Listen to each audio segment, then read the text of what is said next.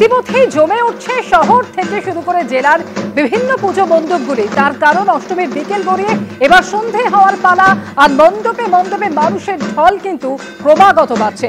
দুই প্রতিনিধি সরাসরি দুই পুজো মণ্ডপের ছবি আমাদের সামনে তুলে ধরবেন।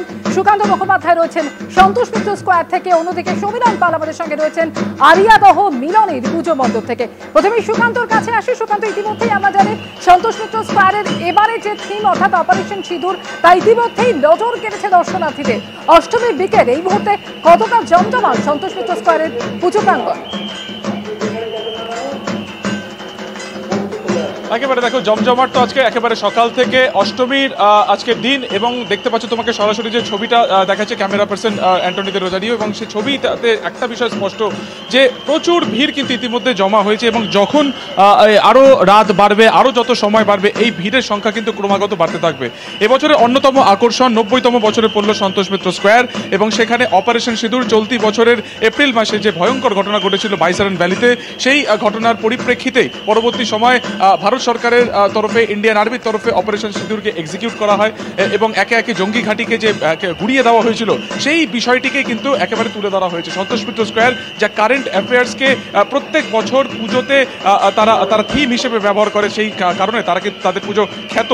তো এই বছরে তাদের কিন্তু থিম হচ্ছে এই অপারেশন সিঁদুর। সামনে যে বিরাট অংশ তুমি দেখতে পাচ্ছ যে প্যান্ডেল, এখানে আর কিছুক্ষণের মধ্যেই সেখানে কিন্তু লেজার শো শুরু হয়ে যাবে। সেখানে কিন্তু একটা 1.5 মিনিটের স্বল্প থিমের নানান ভাবনা, নানান সাজসজ্জার মধ্য দিয়ে কলকাতা শহর সেজে উঠেছে। পিছিয়ে নেই জেলাও, যেমন কিছুক্ষণ আগে দেখিয়েছি। এবার একেবারে চলিয়ে যাব আরিয়াদহ মিলনীতে। সেখানে রয়েছেন আমাদের প্রতিনিধি সমীরণ পাল। সমীরণ, আরিয়াদহতে আমি দেখতে পাচ্ছি অন্যরকম একটা কিছু ভাবনার আদলে মাতৃ প্রতিমাকে রূপ দেওয়া হয়েছে। কি সেই ভাবনা? পাপিয়া, আরিয়াদহের মিলনীতে এবারে 46তম বর্ষের নিবেদন হচ্ছে মুখোশ। ক্যামেরাম্যান প্রবীর দিয়ে তোমাকে ছবিটা দেখাচ্ছে যে বিলুপ্ত প্রায় আদিবাসীদের জীবনযাত্রা এবং তাতে তাদের জীবন সংগ্রামের অন্যতম হাতিয়ার হচ্ছে মুখোশ। মুখোশ বিভিন্ন মণ্ডপের বিভিন্ন জায়গায় বিভিন্ন আকারের মুখোশ রয়েছে, বিভিন্ন নকশার মুখোশ রয়েছে। সেই মুখোশ তুলে ধরা হয়েছে। তার পাশাপাশি পরিবেশ বান্ধব উপকরণ, কাগজ ব্যবহার করা হয়েছে, বাঁশ ব্যবহার করা হয়েছে, এবং বাঁশের বিভিন্ন কেটে দেওয়া অংশ ব্যবহার করা হয়েছে। তার পাশাপাশি আদিবাসীদের ব্যবহার করা বিভিন্ন অস্ত্র। তার পাশাপাশি প্রবীর তোমাকে প্রতিমার যে ছবিটা দেখাচ্ছে, প্রতিমায় এখানে একটা অভিনবত্ব রয়েছে। অসুর, মহিষাসুর এখানে পুরোপুরি ধরাশায়ী। মানে আদিবাসীরা যে জীবনযাপন করে, অর্থাৎ তাদের যে আক্রমণাত্মক জীবনযাপন, তাদের যে অস্তিত্ব রক্ষার লড়াই, সেই লড়াইটাই ফুটিয়ে তোলা হয়েছে। অষ্টমীর বিকেল এখানে এখনও পর্যন্ত দর্শনার্থীরা ধীরে ধীরে আসতে শুরু করেছেন, কেননা আজ দুপুরে এখানে প্রবল বর্ষণ হয়েছে। আমি কথা বলে নেব উদ্যোক্তাদের সঙ্গে যে এই মণ্ডপ ভাবনার কারণটা কি। আমরা ভাবলাম, আমরা একটুখানি একটা আলোচনা করেছিলাম যে এরকম একটা যদি কিছু করা যায় তো কী করা যায়, তখন আমাদের বিভিন্ন আলোচনার পর এটা আমরা বসে ঠিক করলাম যে আমরা মুখোশ এটা করবো। এটা আমাদের মনে হলো এই থিমটা বছরে, সেই জন্য এটা আমরা করেছি। আর এবার দেখাবো ব্যারাক স্কোয়ারের ছবি। ব্যারাক স্কোয়ার মানেই হচ্ছে সাবেকি প্রতিমা, আর তাকে ঘিরে পুজোর কাটাতেন দেদার মজা। পুরনো বন্ধুদের কারো না কারোর সঙ্গে দেখা হবেই এই পুজো মণ্ডপে এসে। এবিপি আনন্দের দক্ষিণ কলকাতার সাবেকিয়ানা সেরার শিরোপা জিতে নিয়েছে ব্যারাক স্কোয়ারের পুজো। বালিগঞ্জ দুর্গাপুজো সমিতি এই পুজো এবছর 90তে পা দিল। তবে বালিগঞ্জ দুর্গাপুজো সমিতি বললে কেউই হয়তো বুঝবেন না। আসলে ম্যাডক স্কোয়ার বললে কিন্তু একে এক কথায় সবাই বুঝে যাবেন।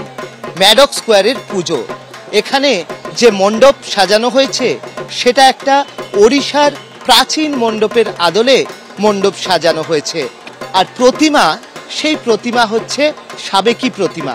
ম্যাডক স্কোয়ারের পুজো পেয়ে যাচ্ছে এবিপি আনন্দের শারদ আনন্দ সম্মান 2025-এর সাবেকিয়ানায় দক্ষিণের সেরা পুজোর পুরস্কার।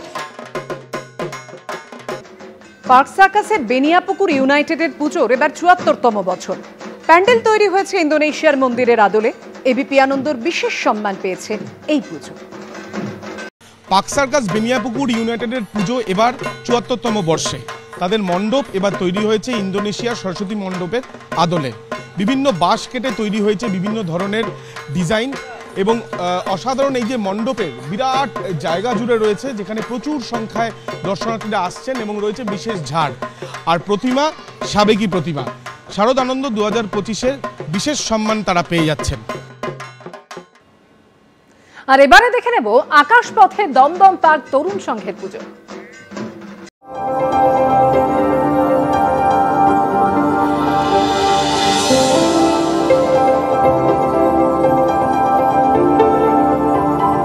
চল্লিশতম বর্ষে দমদম পার্ক তরুণ সংঘের এবছরের পুজোর থিম সত্যান্বেষী।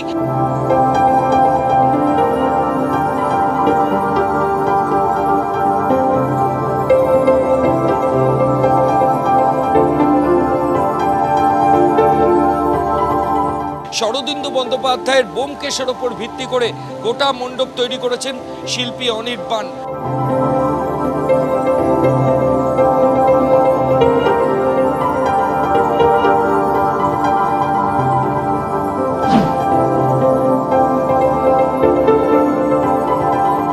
পপ আর্ট এবং পপ আপ আর্ট দিয়ে গোটা মণ্ডপ তৈরি করা হয়েছে।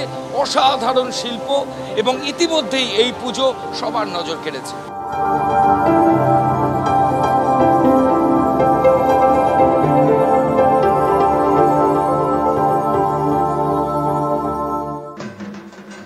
আকাশপথে সমাজসেবী সংঘের পুজো মণ্ডপ এবং প্রতিমা দর্শন দুটো দেখে।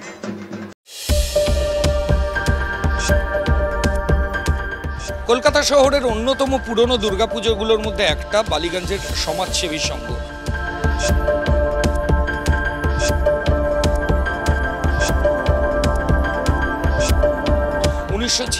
সালে এই শহরে দাঙ্গার ঘটনা ঘটেছিল। সেই দাঙ্গার সময় দুই সম্প্রদায়ের মানুষকেই আশ্রয় দিয়েছিল এই পাড়া।